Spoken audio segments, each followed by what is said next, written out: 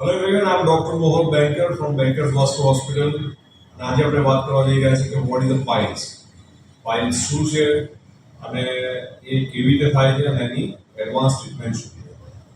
So piles is actually એની medical language કહીએ તો ઇટ્સ હેમરોઇડ્સ. હેમરોઇડ્સ બે ટાઈપના હોય છે, ઇન્ટરનલ હેમરોઇડ્સ અને external haemorrhoids. So haemorrhoids by birth normally આપણને મળેલા છે, પણ જ્યારે એની સાઇઝ વધે છે, એનલાર્જ થાય છે, ત્યારે એ પાઇલ્સના ફોર્મમાં આપણે એને ડાયગ્નોસ કરીએ. સો હેમરોઇડ્સનું બેઝિક ફંક્શન શું છે? તો હેમરોઇડ્સ ઇઝ બેઝિકલી કુદરતે આપણને એટલા માટે આપેલા છે કે જે સ્ટૂલ પાસ થાય છે ડિફિકેશન દરમિયાન smooth passage of the stool is very very important. અંદરની જે મ્યુકોઝા, અંદરની જે ચામડી છે, છોલાય નહીં અને સ્મૂથ પેસેજ તરીકે કુશનિંગ ઇફેક્ટ આપે, દેટ ઇઝ કોલ્ડ હેમરોઇડ્સ. અને એ બની છે બ્લડ વેસલ્સનું, કે જે થોડું ધારો સ્ટૂલ હાર્ડ હોય તો થોડું દબાઈ પણ કરવું, થોડું પ્રેસ થાય અને ફરી પાછું એલા થઈ જાય, નોર્મલ સાઇઝમાં આવી જાય. સો આખી કુશનિંગ ઇફેક્ટ આપે. પ્રોબ્લેમ ક્યારે થાય છે કે જ્યારે અમુક કારણોસર આ જે બ્લડ વેસલ્સ છે મોટી થઈ જાય, એલા થઈ જાય અને એને કારણે એ ટ્રબલ આપે, તો દેટ ઇઝ કોલ્ડ પાઇલ્સ. અને પાઇલ્સની જે ટ્રીટમેન્ટ છે એ શરૂઆતમાં જ્યારે માઇલ્ડર ફોર્મમાં હોય ત્યારે દવાથી ટ્રાય કરીએ છીએ.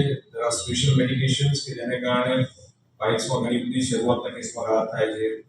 પણ અમુક વખત પછી જ્યારે દવા કામ ના કરે ત્યારે there are lots of other methods for the treatment of the piles. અને એના માટે જે મેથડ છે એને બે પાર્ટમાં ડિવાઈડ કરીએ. વન ઇઝ સર્જિકલ મેથડ અને second one is known surgical method. તો સર્જિકલ મેથડ છે ફોર્થ ગ્રેડ ઓફ પાઇલ્સ, કે જેમાં પાઇલ્સ પ્રોલેપ્સ થઈ ગયા હોય અને બહાર અંદર ના જતા હોય, એટલા બધા એનલાપ થઈ ગયા હોય, એના માટે ઘણી સારી છે.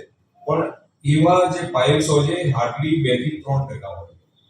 બાકીના 98%ની અંદર આપણે જે પાઇલ્સ હોય છે એ એટલા બધા એડવાન્સ સ્ટેજમાં નથી હોતા અને એને સારી રીતે નોન સર્જિકલ મેથડથી કરી શકાય સારું.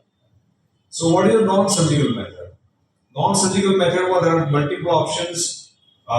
લેઝર્સ આવે છે, બેડ લાઇગેશન્સ આવે છે, there are ક્લિપ્સ, હવે સ્ટેપલર્સ નવા નીકળ્યા છે કે જે પાઇલ્સના જે બ્લડ વેસલ્સ હોય એના રૂટ પર તમે સ્ટેપલ લગાવીને એને ખેંચી લો.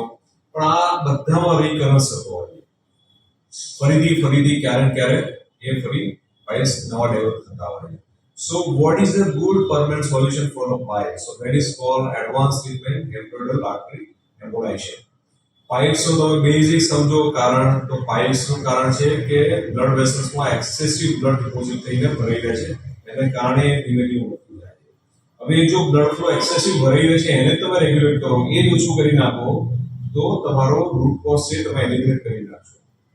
અને હેમરોઇડલ આર્ટરી એમ્બોલાઇઝેશનમાં સેમ મેથડથી થાય છે. જે પાઇલ્સમાં જે આપણે બ્લડ સપ્લાય કરતી આર્ટરી છે હેમરોઇડલ આર્ટરી, એને અમે એન્જિયોગ્રાફી કરી અને આઈડેન્ટિફાઈ કરીએ છીએ.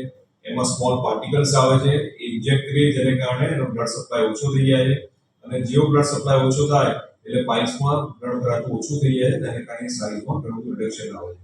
And this will give you good long-term permanent cure. So hemorrhoidal artery embolization is an advanced treatment. આમાં કોઈ પણ જાતની સર્જરી, ટાંકા કે કોઈ પણ એનેસ્થેસિયા કે એવું છે નહીં. જસ્ટ આપણે હાર્ટની એન્જિયોગ્રાફી કરીએ, એવી રીતે આ પાઇલ્સની જે હેમરોઇડલ આર્ટરી છે એની એન્જિયોગ્રાફી કરીને એની સારવાર થાય. So hope you understand this topic well. તમને કોઈ પણ જાતનો ક્વેશ્ચન હોય તો you do ask us. I will be very happy to answer all the questions. Thank you so much.